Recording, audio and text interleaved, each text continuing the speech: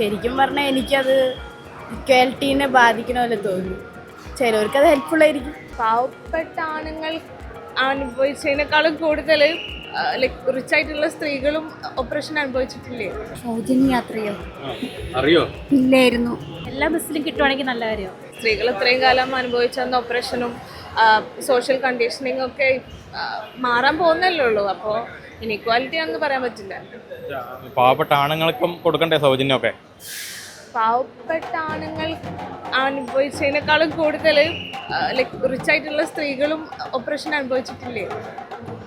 ഒരുപാട് സ്ഥിരമായിട്ട് ഇവിടെ ജോലിക്കൊക്കെ വരുന്ന ലേഡീസിനൊക്കെ വലിയ ഉപകാരമായിരിക്കും അല്ലേ? അതെ, ലേഡീസിന് ജോലിക്ക് വരുന്നവർക്ക് മാത്രമല്ല, അല്ലാത്തവർക്കും ഇപ്പോൾ ജസ്റ്റ് വീട്ടിൽ നിന്ന് ഒന്ന് പുറത്ത് പോകണം, അല്ലെങ്കിൽ റിലേറ്റീവ്സിൻ്റെ വീട്ടിൽ പോകണമെങ്കിലൊക്കെ എല്ലാത്തിനും ഹസ്ബൻഡ്സിൻ്റെ അടുത്തോ അല്ലെങ്കിൽ അവരുടെ ഗാർഡിയൻസിൻ്റെ അടുത്തോ നമ്മൾ പൈസ ചോദിക്കേണ്ടി വരുമല്ലോ. അപ്പോൾ ആ ഒരു ആവശ്യം ഇനി ഉണ്ടാവില്ല.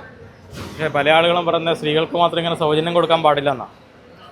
സ്ത്രീകൾക്ക് മാത്രം എന്ന് പറയുമ്പോൾ അങ്ങനെയല്ല, നമ്മളത് കുറച്ചും കൂടി ബ്രോഡറായിട്ട് ചിന്തിക്കണം എന്നാണ് എനിക്ക് തോന്നുന്നത്. അതായത് ഇപ്പോൾ സ്ത്രീകൾക്ക് കൊടുക്കുന്നത് കൊണ്ട് അതിന് എന്താ പറയുക, ഇപ്പോൾ എനിക്ക് പോകാൻ പറ്റും, എനിക്ക് അഫോർഡ് ചെയ്യാൻ പറ്റും.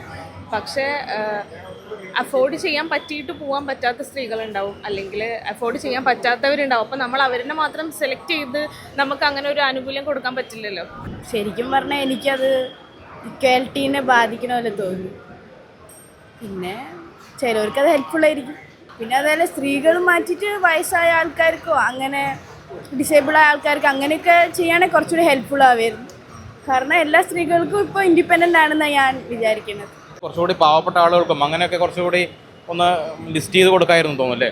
പക്ഷെ നമ്മളൊരു ബസ്സിൽ യാത്ര ചെയ്യുമ്പോൾ അങ്ങനെ ലിസ്റ്റ് ചെയ്ത് കൊടുക്കുന്നൊരു പോസിബിളായ കാര്യമല്ലേ. പിന്നെ മെല്ലെ മെല്ലെ ഒരു കുറച്ചുകൂടി അടിപൊളിയാക്കും വിചാരിക്കും. ഇക്വാലിറ്റി എന്നതിലപ്പുറം നമ്മൾ ഇപ്പോഴും ആ ഒരു സ്റ്റാറ്റസിലേക്ക് എത്തിയിട്ടില്ല രാജ്യത്തിലെ സ്ത്രീ സമൂഹം എന്നുള്ളതാണ് യാഥാർത്ഥ്യം. അവരെ ആ ഒരു ഇക്വാലിറ്റിയിലേക്ക് ഉയർത്തിക്കൊണ്ടുവരാൻ വേണ്ടിയിട്ടാണ് ഇത്തരം സംരംഭങ്ങൾ നമ്മൾ കൊണ്ടുവരുന്നത്. ഇപ്പോൾ റിസർവേഷൻ പറയുന്ന സമയത്ത് പലരും പറയും റിസർവേഷൻ വേണ്ട എന്ന്. റിസർവേഷൻ വന്ന ശേഷമാണ് ലോക്കൽ ബോഡിയിൽ ഉൾപ്പെടെ സ്ത്രീകൾ ആ തുല്യമായിട്ടുള്ള അവസ്ഥയിലേക്ക് എത്തിച്ചേർന്നിട്ടുള്ളത്. അപ്പോൾ അതിൻ്റെയൊക്കെ ഒരു മുന്നോടിയായിട്ട് സ്ത്രീകൾക്ക് ആ ഇക്വാലിറ്റിയിലേക്ക് എത്താൻ വേണ്ടി, അവരുടെ സാമ്പത്തിക സുരക്ഷിതത്വം ഉറപ്പാക്കാൻ വേണ്ടി, അവരെ സാമ്പത്തികമായി സപ്പോർട്ട് ചെയ്യുന്നതിന് വേണ്ടി, അവരുടെ സാമൂഹ്യ നീതി ഉറപ്പാക്കുന്നതിന് വേണ്ടിയിട്ടാണ് ഇത്തരം പ്രോഗ്രാമുകൾ ഗവൺമെന്റ് ആവിഷ്കരിക്കുന്നത്. ഈ ഒരു അവസരം എല്ലാവരും കാത്തിരുന്നാണല്ലോ. ഒരുപാട് സന്തോഷം. ജോലിക്കൊക്കെ പോകുന്ന സ്ത്രീകൾക്ക് വളരെ ഉപകാരമായിരിക്കും. തീർച്ചയായും എല്ലാവർക്കും ഉപകാരമായിരിക്കും. ജോലിക്ക് പോകുന്നവർക്ക് മാത്രമല്ല, സാധാരണക്കാരായ സ്ത്രീകൾക്ക് ഒരുപാട് പേർക്കും യാത്ര ചെയ്യാനായിട്ട് പറ്റുമല്ലോ.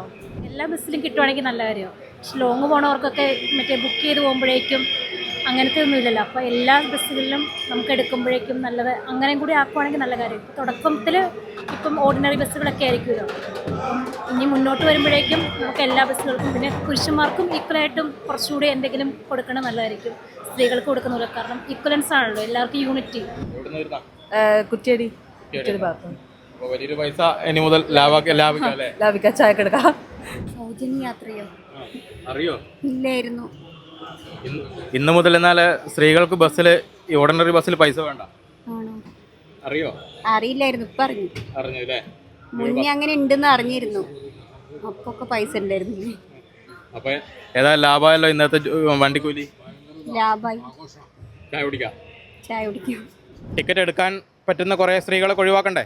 അത് പിന്നെ ഇപ്പോൾ റേഷൻ ഷോപ്പുമാതിരിയാണ്. റേഷൻ ഷോപ്പിൽ നിന്ന് സൗകര്യമുള്ളവരും വാങ്ങുന്നുണ്ടല്ലോ, അതേമാതിരിയാണ്.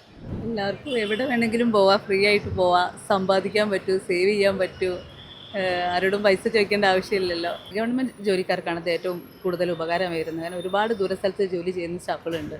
അപ്പോൾ അവർക്ക് ഏറ്റവും കൂടുതൽ ഉപകാരം. അങ്ങനെ ഒരുപാട് പേര് പ്രൈവറ്റ് ബസ്സിനെ ആശ്രയിക്കാതെ KSRTCയിൽ പോകുന്ന ഒരുപാട് ആൾക്കാരെ എനിക്കറിയാം.